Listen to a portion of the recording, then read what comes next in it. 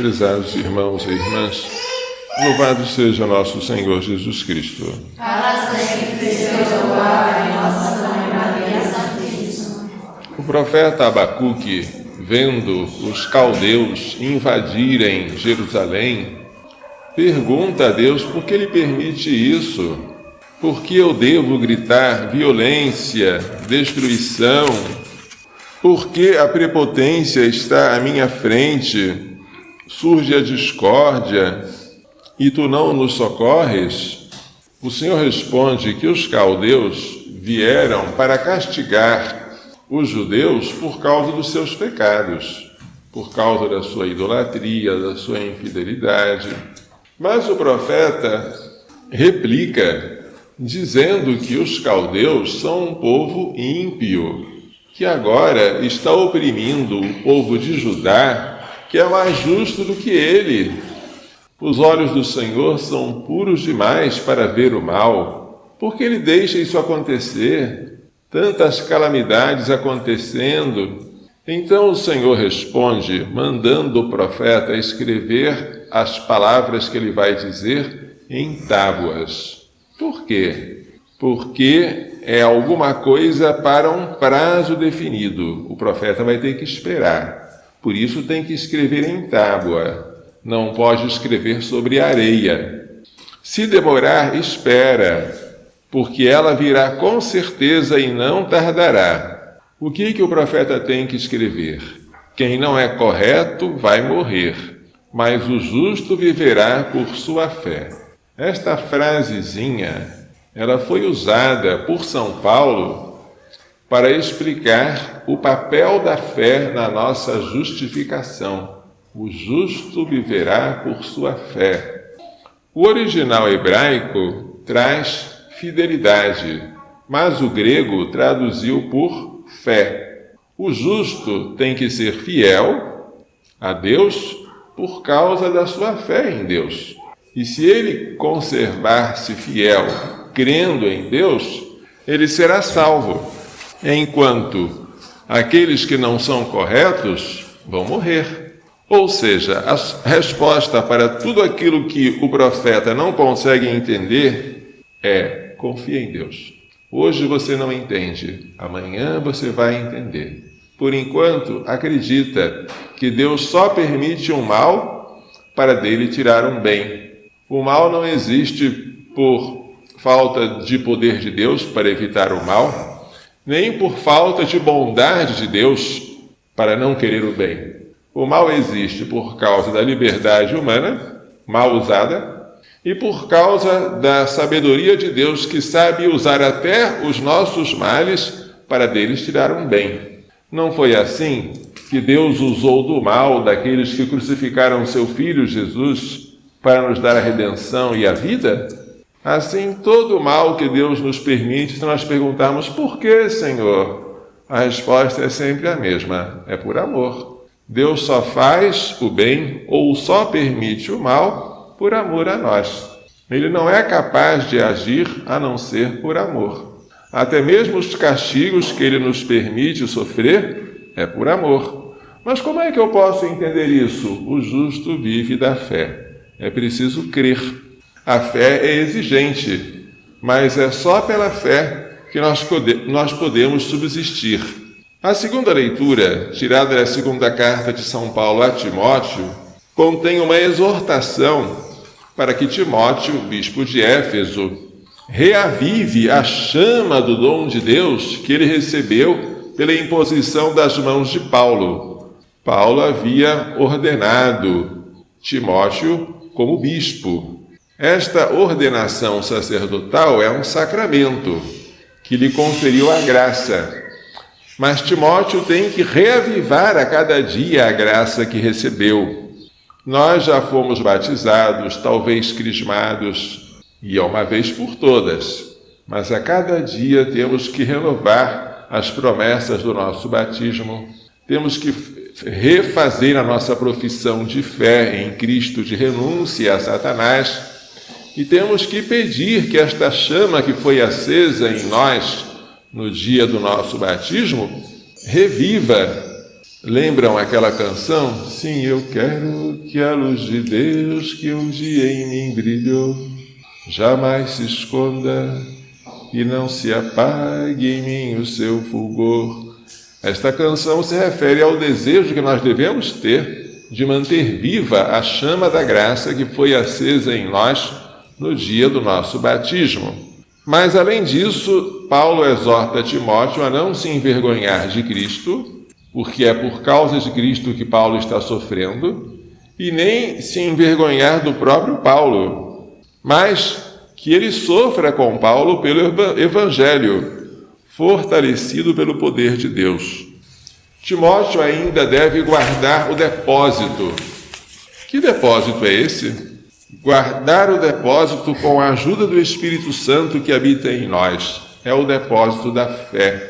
Timóteo recebeu uma doutrina por pregação oral, por carta escrita, e ele tem que conservar esse depósito íntegro, sem alteração. É o dever dele como pastor, como bispo da diocese de Éfeso. Ele tem que guardar o depósito da fé. A fé é ao mesmo tempo um ato que se faz, eu creio, e a fé também é uma doutrina, é um conjunto de verdades em que eu devo crer, é um depósito que eu devo guardar. O Evangelho hoje também fala da fé. Os discípulos, vendo tantas coisas que Jesus exige em relação ao desapego do dinheiro, ao bom uso das riquezas, à esmola que devemos dar enquanto estamos nesta vida, entendem que é preciso ter fé para isso. E pedem, Senhor, aumenta a nossa fé. É um pedido santo. E Jesus responde, se tivesseis fé, mesmo pequena como um grão de mostarda, diríeis a esta amoreira, arranca-te daqui e transplanta-te no mar, e ela vos obedeceria. A fé é todo-poderosa.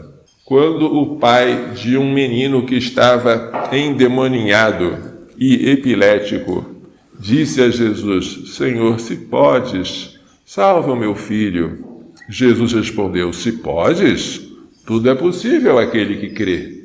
E quando o centurião romano veio a Jesus pedindo para curar o seu servo que estava de cama, paralítico e sofrendo, o centurião demonstrou uma fé, dizendo, não precisa ir à minha casa, eu não sou digno de te receber sob o meu teto.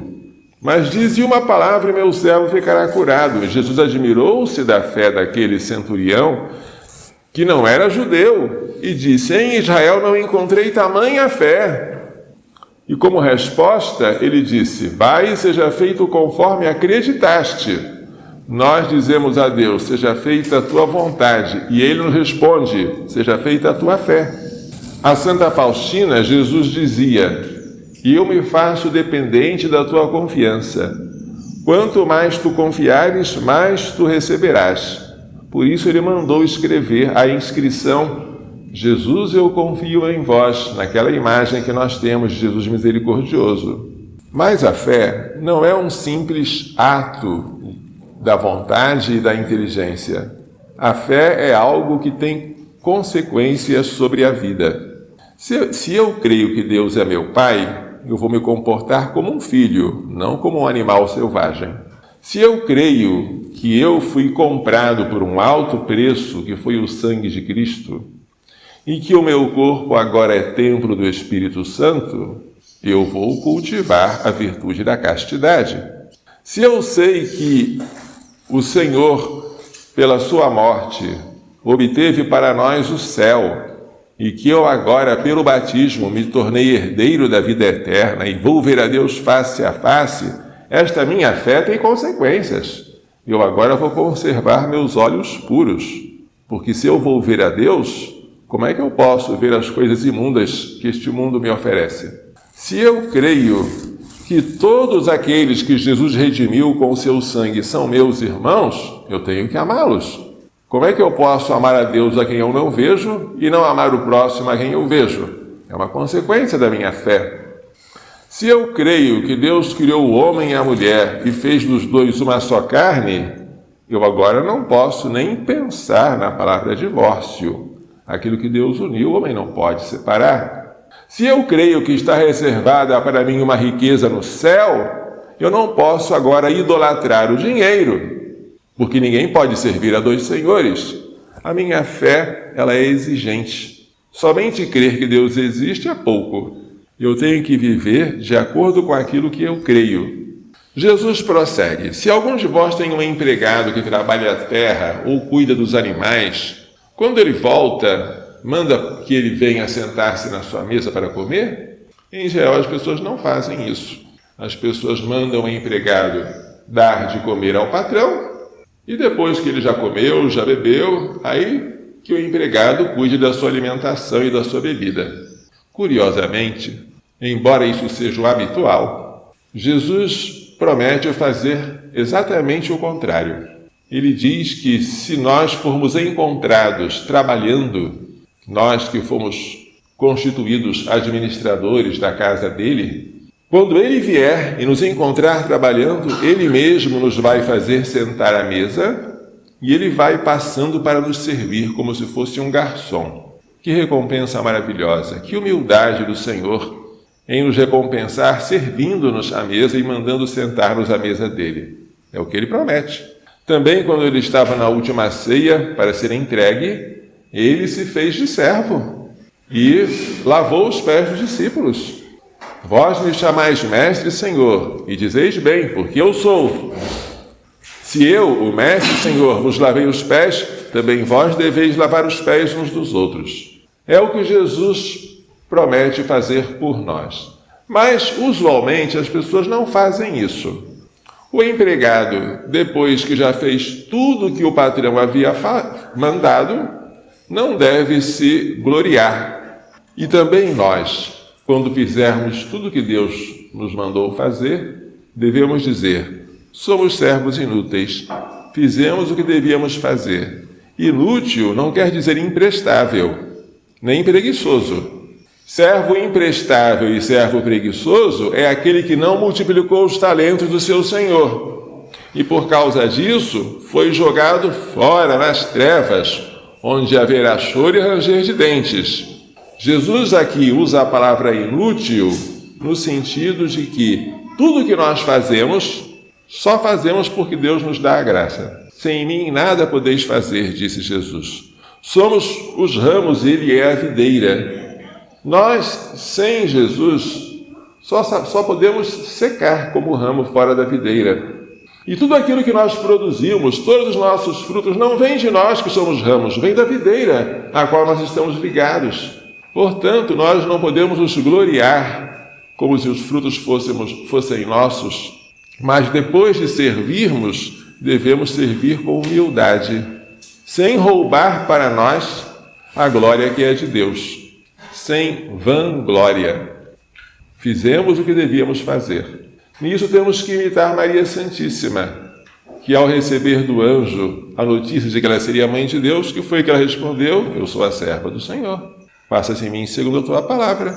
E quando ela recebeu de Isabel, cheia do Espírito Santo, aqueles elogios: a mãe do meu Senhor, a bendita entre as mulheres, a feliz porque acreditou, que foi que ela disse? A minha alma engrandece o Senhor. Ela transferiu esses louvores a Deus.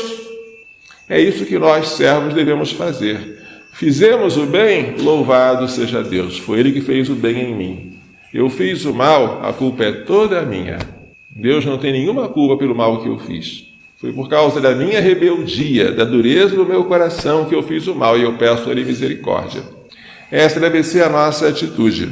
Sem fé, diz a carta aos Hebreus, é impossível agradar a Deus. A salvação começou no Antigo Testamento pela fé de Abraão, no Novo Testamento pela fé de Maria. E nós não vamos ser salvos se não levarmos a sério a nossa fé que recebemos em nosso batismo. Devemos aumentar esta fé pela oração constante, pela contemplação da palavra de Deus e pelos sacramentos. Entre eles, o sacramento da Eucaristia e o sacramento da penitência ou confissão, que devemos receber frequentemente. Que Maria Santíssima, feliz porque acreditou, nos faça entender e pôr em prática as lições desta liturgia.